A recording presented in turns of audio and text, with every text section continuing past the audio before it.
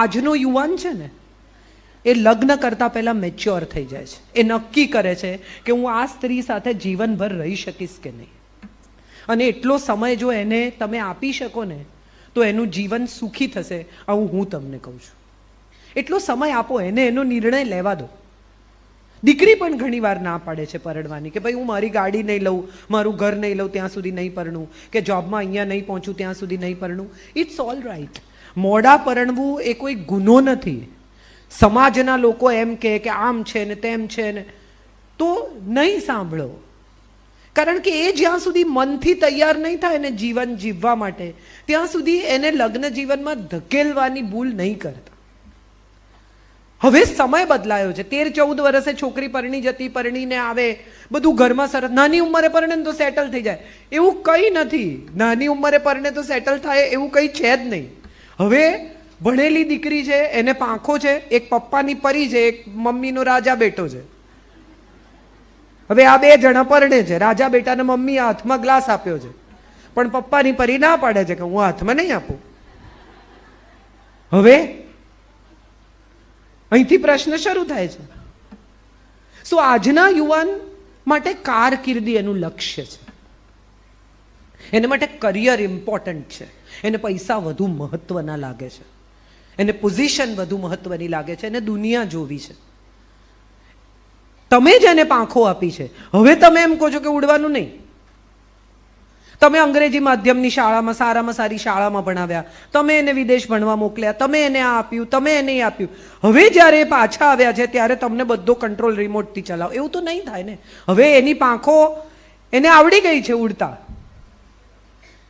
એક Nobel price winner પુસ્તક છે રિચર્ડ બેકનું, જોનાથન લિવિંગસ્ટોન સીગલ કરીને. એમાં એ જે સીગલ છે એ નવા પંખીઓને ઉડતા શીખવાડે છે અને એને કહે છે કે એકચ્યુઅલી જે મિનિટે તને એવું સમજાઈ જશે ને કે મારી પાંખો મારું વજન ઉચકી શકે છે, બસ એથી આગળ ઉડવાની બીજી કોઈ રીત જ નથી. મારી પાંખ મારું વજન મારા શરીરનું ઉપાડે છે, એ જે ટાઈમે તને ટેકનોલોજી સમજાઈ જશે પછી એનાથી વધારે ઉડવાનો બીજો કોઈ રસ્તો જ નથી. હું પણ એવું માનું છું કે આજના યુવાનને એટલું શીખવાડો કે એની પાંખ એનું વજન ઉપાડે.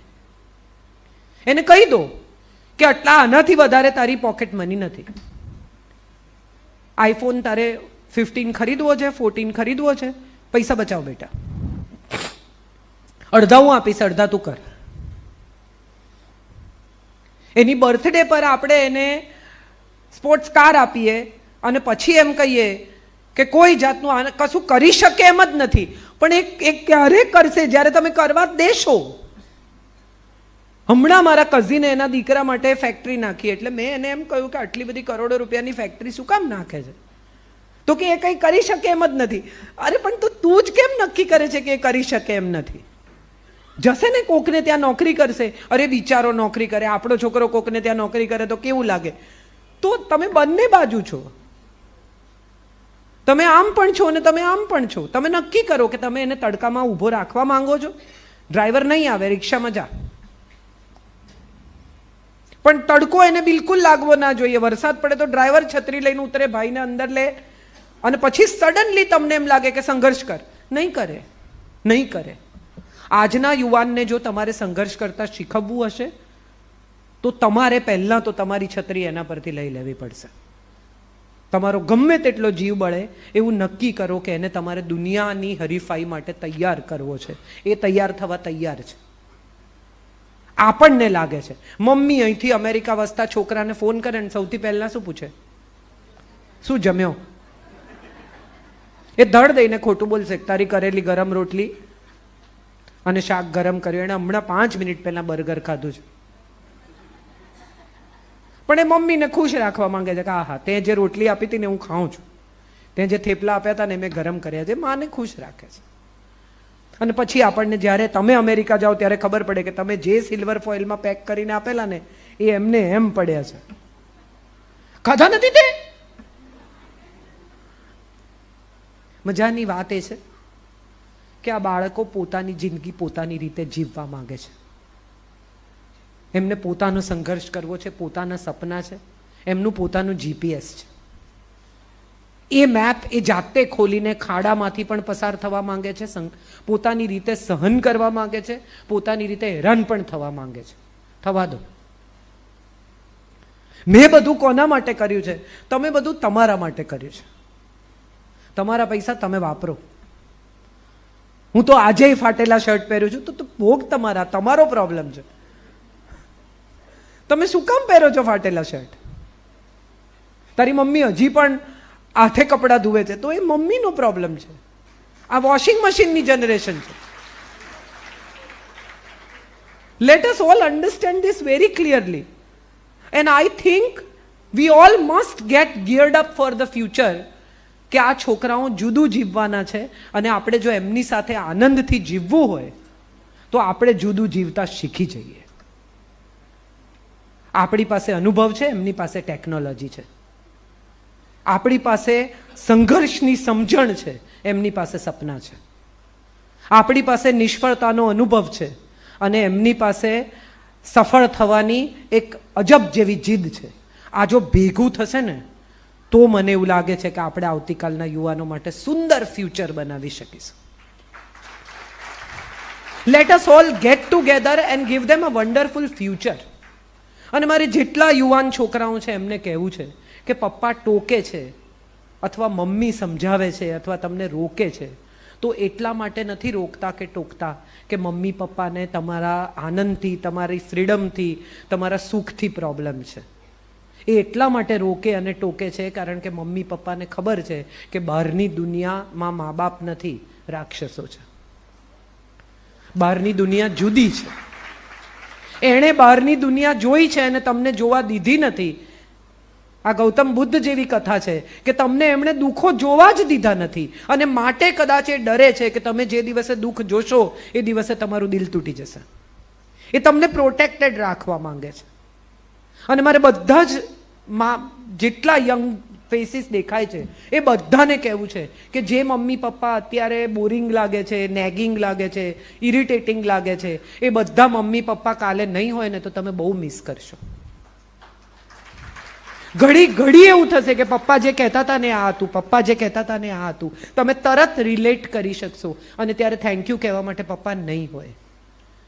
માં રાહ જુએ, 2 વાગે ઘરે આવે, કહ્યું તો છે તારે જમી લેવાનું, કહ્યું છે જમી લેવાનું, છતાંય માનું હૃદય છે, રાહ જુએ છે. એ માં જો રાહ નહીં જોતી હોય ને તો ઘરે આવવાનું મન જ નહીં થાય. કોઈ રાહ જુએ છે ને એ જ ફિલિંગ એવી છે કે જે તમને ઘરે લઈ આવે છે. So respect, if not anything, respect. ગાંધીજીએ બહુ સરસ શબ્દ આપ્યો, અસહકાર, સત્યાગ્રહ, સવિનય કાનૂન ભંગ. કાયદા તોડો પણ સવિનય તોડો. માતા પિતાને રિસ્પેક્ટ કરવાનું નહીં છોડતા. આ એ લોકો છે કે જે તમે બોલી નહોતા શકતા ને ત્યારે તમારી ભાષા સમજતા હતા. તમે ચાલી નહોતા શકતા ત્યારે ઊંચકી ઊંચકીને ફર્યા છે, તમારે માટે રાતના ઉજાગરા કર્યા છે. If not anything, you may not agree. I am ready. I always tell my son that you may not agree, but disagree with respect. Argue with respect. Put your points forward. Don't raise your voice. તમારી પાસે મુદ્દા છે, મૂકો, પણ અવાજ ઊંચો કરીને તમને સમજ ના પડે એવું બધું ના હોય, મમ્મી તું જૂનવાણી છે. No, that's not right. That's not how you speak to your parents. આજના યુવાનને મારે કહેવું છે કે આદર હશે ને તો બાકીનું બધું ગોઠવાઈ જશે. માતા પિતાને ખૂબ આદર કરો. એ નથી સમજતા, જૂનવાણી છે, પૈસા પૈસા ગણે છે, તમને જે વાંધા હોય મૂકો, વાત કરો, પણ ખૂબ રિસ્પેક્ટ કરો. કારણ કે રિસ્પેક્ટ વગરની આર્ગ્યુમેન્ટ એ દલીલ છે, અને રિસ્પેક્ટ સાથેની ચર્ચા છે. ચર્ચા થઈ શકે, દલીલ ન થઈ શકે, કારણ કે એ લોકો ફાઇનલ ઓથોરિટી છે. અને બહુ મજાની વાત, જેટલા યુથ છે એમને કહું કે મા બાપ બેગ ભરીને બહાર મૂકી દેશે ને તો તમારી પૈસાની પણ વેલ્યુ નથી. તમારી જે વેલ્યુ છે ને એ પાછળ લખાતા નામ અને અટકને લીધે છે. So respect that name and the surname which is given to you. Respect that life which is given to you. Respect the education that is given to you. Respect the future that they have secured for you. Let us all understand each other and live a wonderful life. That is what I want to tell you. પરિવારનો અર્થ જ એ છે કે જેમાં સૌ એકબીજાને સમજે, સ્વીકારે અને સ્નેહ કરે. ભેજા તો જુદા જ રહેવાના. ઊંધિયું બનાવો તો બધા શાક જુદા જ હોય, ભેગા થાય તો જ સ્વાદ આવે. હા કે ના? તો એનો અર્થ એમ થયો કે આપણે બધા પરિવારમાં ઊંધિયું છીએ. દરેક શાકની પોતાની વેલ્યુ છે. કેટલાક બટાકા જેવા હોય, ગમે તેમાં ભળી જાય. ટીંડોળામાં જાય ને, ભીંડામાં જાય ને, ચોળીમાં જાય ને, દૂધીમાં જાય. કેટલાક કડવી પાપડી જેવા હોય, ઊંધિયામાં પાપડી વગર ચાલે નહીં, પણ લાગે કડવા. કેટલાક રીંગણા જેવા હોય, કોઈને ભાવે કોઈને ન ભાવે. કેટલાક ટામેટા જેવા હોય, કોક ઊંધિયામાં નાખે ને કોક ન નાખે. શું મજા એ છે કે દરેક અલગ છે.